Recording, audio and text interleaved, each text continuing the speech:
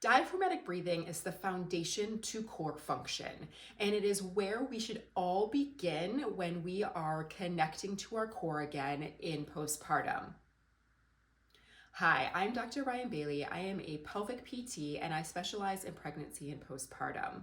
Today I'm going to be going over what diaphragmatic breathing is, why it's important, and what may make it more challenging to return to as a pattern for breathing, as well as how we can support that breathing pattern. The first thing that I want to go over is what diaphragmatic breathing is. Diaphragmatic breathing is the physiological way that our bodies have been developed to breathe. What that means is our body was set up to breathe using our respiratory diaphragm. Now, because our lungs are underneath our ribs and our diaphragm is attached to our ribs, that is where the majority of the movement should happen when we are breathing with our diaphragm. Now, pregnancy makes a lot of physical changes in our body, including changes in the position of our ribs. And when that happens, it actually flattens our diaphragm. So our respiratory diaphragm goes from being a dome to being more flat. And when that happens, it's not going to be able to contract and relax as well as or as optimally as we need it to for core function. But why is that important? Our pelvic floor and our respiratory diaphragm are both deep core muscles. They're two of the four. And our respiratory diaphragm and our pelvic floor work in synchrony together. If we have a flat and more restricted diaphragm, then our pelvic floor is also going to be more restricted in its movement. So we want to be able to restore our respiratory diaphragm movement through diaphragmatic breathing and restoration of that pattern so that our pelvic floor can also be able to restore its tone and its strength. I want to show you what I mean when I say that our ribs do the majority of the movement when we are respiratory breathing, because that helps us determine if we are breathing in a different pattern. So there are a lot of different ways that we can breathe, and they all may have some benefits, and they all treat our body in slightly different ways. Now, diaphragmatic breathing at its core is using our respiratory diaphragm as the main muscle to change the pressure within our trunk to breathe. When our respiratory diaphragm is not the main muscle that is being used, we are using what are called accessory respiratory muscles. These muscles include muscles in our chest, muscles in our neck, muscles in our back. And a lot of the times in pregnancy, those muscles become tighter because of the physical changes that happen as babies grow. And those muscles can become tight, and that can make it harder for us to return to respiratory diaphragmatic breathing. But when we are allowed to breathe with our diaphragm being the main muscle, what happens is our ribs move up and out like a umbrella opens, okay? So we can see that an umbrella opens in a 360-degree fashion, meaning the ribs move not only in the front, but they move out to the side and to the back as well. And that is really important because that helps those tighter muscles lengthen out, relax, and it gets the entire respiratory diaphragm to be working. It also allows the abdominal muscles to lengthen and relax, as well as the pelvic floor. So we want to be able to assist our ribs to move in this 360-degree way to also help restore diaphragmatic breathing.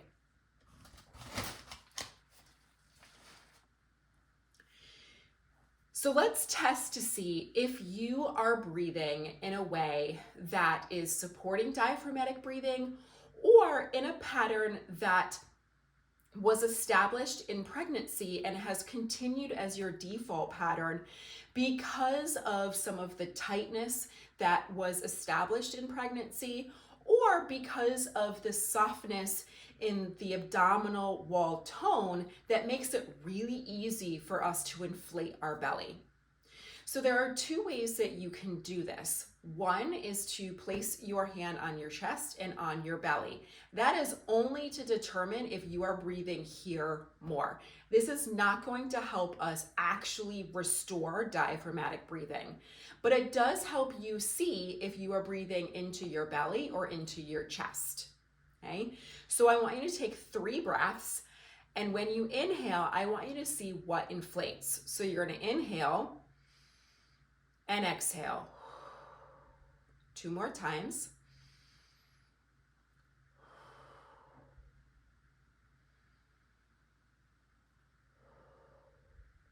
Okay, now I want you to tell yourself in your head where you felt the movement. Did you feel it in your chest? Did you feel it in your belly? Was that more in the chest, more in the belly, equal? Or did you feel it someplace else and there wasn't a ton of movement under your hands in your chest and your belly? Okay. The next place you're going to place your hands is on your ribs. And really, you can have your hands so that the majority of your fingers are on the side and your palm is on the back, or you can turn your hands so that your fingers are mostly onto the back portion of your ribs. You could even do one of each. Now you're going to breathe again. Do this 3 times. And again, focus on where you feel the expansion or the inflation when you are inhaling. So you're going to inhale and exhale. Inhale and exhale. Do that one more time, really focusing on where you feel that movement. Okay. Now, again, did you feel it in your chest? Did you feel it in your belly? Or did you feel it in your ribs? Diaphragmatic breathing, you should feel the majority in your ribs. Okay, now we have ribs in our front, which means that our chest is also going to rise, but that is not where it's going to fully rise, right? We're thinking 360 degrees here, like an umbrella opening. So we not only want to feel it in our chest, we want to feel it in our side and in our back as well. The belly should remain soft and the pelvic floor should also remain soft, okay? So once you know that I breathe a lot more into my chest or I breathe a lot more into my belly, that gives you an idea of where you might actually have more muscles that are tighter because they have been working a lot harder to get you to breathe. So what we want to do is we want to help practice that diaphragmatic breathing by getting the breath more into and under the ribs. But if that is really challenging because of tight muscles, we need to do some exercises to help support that. So the exercises that are great to help get those ribs to move more, as well as to assist you to return to a diaphragmatic breathing pattern, are exercises that promote movement in your spine, help stretch and lengthen muscles that are attached to your ribs and to your spine, as well as puts you into positions that may help your ribs expand a little bit more. So what I want you to start off with is getting into a position that opens up your back, okay? One of these positions is a child's pose position that helps you lay over a pillow or a bolster, okay? So what you're going to do is you're going to put that pillow onto your thighs, and then you're going to lay over it, okay? In this position, you may feel a lot of stretch into your back, and that is okay. We now want to focus on breathing into your back. So as you inhale, you're going to inhale and send that intention to where you feel that stretch. Okay, we're gonna do that 4 more times.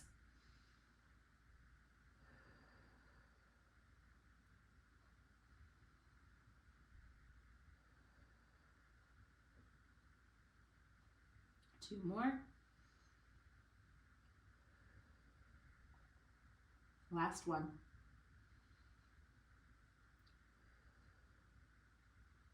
Great. From here, you can place that pillow off to the side, and then we're gonna lie on our side. Okay. You can use the pillow underneath your head, or you can rest your head on your arm. Knees can be bent up for comfort. Then what you're going to do is you're going to place your hands onto your ribs. Okay, now you want to make sure that your ribs are stacked over your pelvis in this position. You don't want your ribs flared out to the front, because then we're not going to get the right movement with our exercise. So you can bring those ribs back, stack them over your pelvis. Then again, you're going to inhale, trying to get that movement to happen under your hand. As you exhale, you're going to follow the movement down with your hand, and then you're going to hold your ribs down. And then you're going to re-inhale, but you're not going to let that movement happen under your hand. You're going to keep that compression on your ribs, but it's gentle. I don't want this being uncomfortable or forced. And then you're going to exhale again, and you're going to gently press down again. And then you're going to inhale, and then you're going to exhale, and you press one more time.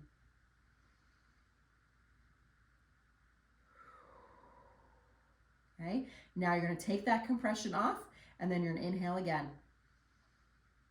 And really see if you get a little bit more or more movement under that hand in those ribs. Then we are going to do a movement with this one. So your hand is going to stay on your ribs, okay? So that you're really focusing on getting your ribs to do the movement. And we're going to wring our spine out by rotating back. It can be really helpful to put something between your knees with this one, so you have something to squeeze, which helps keep your pelvis stable and not twisting back as your ribs twist back. So you're going to inhale. As you exhale, you're going to squeeze your knees, and then you're going to twist and rotate your ribs back. Inhale here. No movement, just your ribs expanding. And then exhale to return. You're going to do this 2 more times. Squeeze the knees, twist back. 1 more time.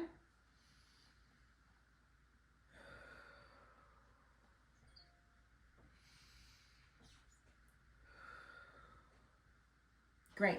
Okay, we're gonna get onto our other side and repeat that sequence. So make sure that your ribs aren't flaring forward, that they are stacked over your pelvis. Then your hand rests on your ribs. You're going to inhale, trying to see if you can intentionally get those ribs to expand. And then as you exhale, you're going to press down onto your ribs and then hold that compression. And then inhale again. See if you can get some more breath into your back versus getting your belly to inflate. And then exhale, a little bit more compression. Inhale. And exhale.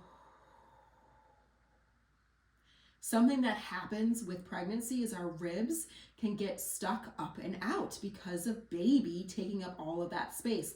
This is a great way to physically start to help your ribs move down and in and not feel like your ribs are just wider than they were pre-pregnancy. This is really going to help with that flattening of the diaphragm and getting the diaphragm to get back into that nice domed shape. So once you've done the 3, we're going to put something between the knees, keeping the hands on the rib. You're going to inhale, really focusing on that 360, especially into the side and into the back, because that's usually where it's the tightest and the most restricted. And then you're going to squeeze between the knees and rotate back, pausing to inhale and exhale.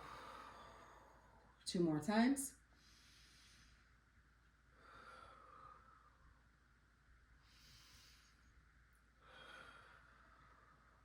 One more.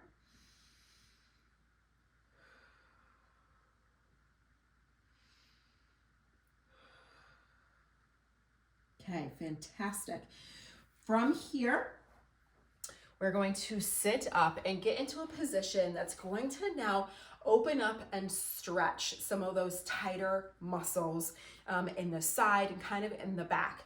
So you can either sit with your legs in a crossed position, or you can sit with your legs swayed off to one side. If you are going to sit in this position, just make sure that both sides of your pelvis are anchored into the floor. If they are not, you want to put something underneath the side that is anchored into the floor so that you can lift up and meet the side that is not. Okay, so what that would look like is if I can't get this side onto the floor, I would want to put my block underneath this side, and now they are level. Okay. So what we're going to do is we are going to do a side bend mermaid position and breathing. And so what you're going to do is we're going to start off by lengthening towards the position that the knees are going off to. If you are sitting in a tailor sit or a cross leg sit, it doesn't matter which side you start off with. So you are going to slide and reach over, really getting a nice stretch down the side body. You're going to inhale and exhale. We're going to do that 3 times. Inhale. Really focusing again on that 360 degree inhale. Inhale and exhale. With that exhale, you're going to push yourself back up. Now we're going to go to the opposite direction. You can grab underneath your ankle, or again, if you are in the cross-leg position, you can rest your hand onto the floor, and you're just going to go the other way. So this way now, we're going to open up here. You're going to get a little compression on that side. It's going to feel a little bit different, but now what we're going to do is we're going to add a little bow by twisting our ribs. So our chest is facing our thigh a little bit more. Inhale 3 times.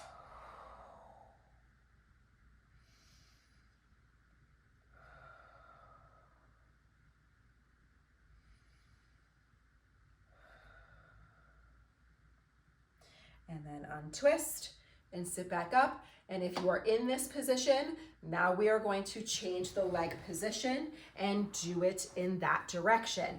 So first things first, we are going to go in the direction that our knees are pointing. So you are going to rest down onto the elbow, arm gets reached up over the head, and you are going to inhale 3 times. And exhale.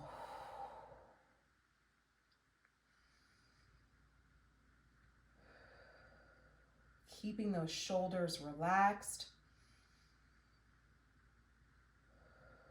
As you exhale, you're going to press yourself up. And then we're going to go the other way. So grab onto your ankle and reach over. And then we're going to do that tiny little bow. 3 breaths.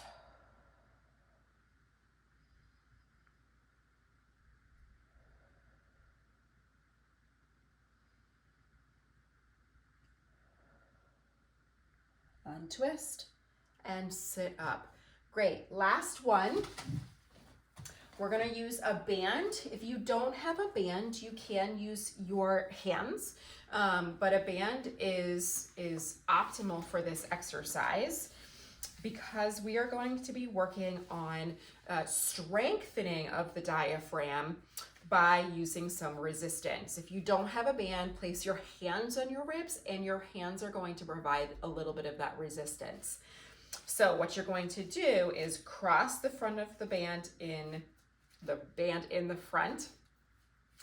And then again, we are really focusing on opening up the ribs like an umbrella. So that 360-degree inhale, okay? If you feel no resistance into the band, that means that you are likely breathing a lot more into your chest or a lot more into your belly, okay?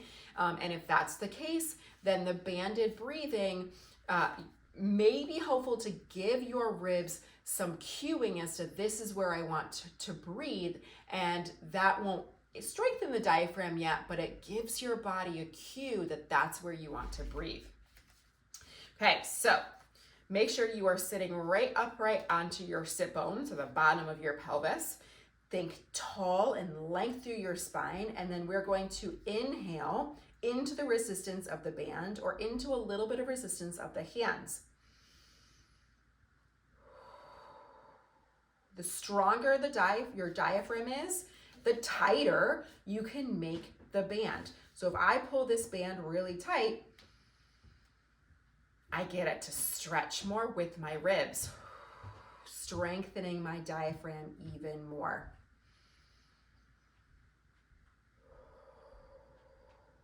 One more.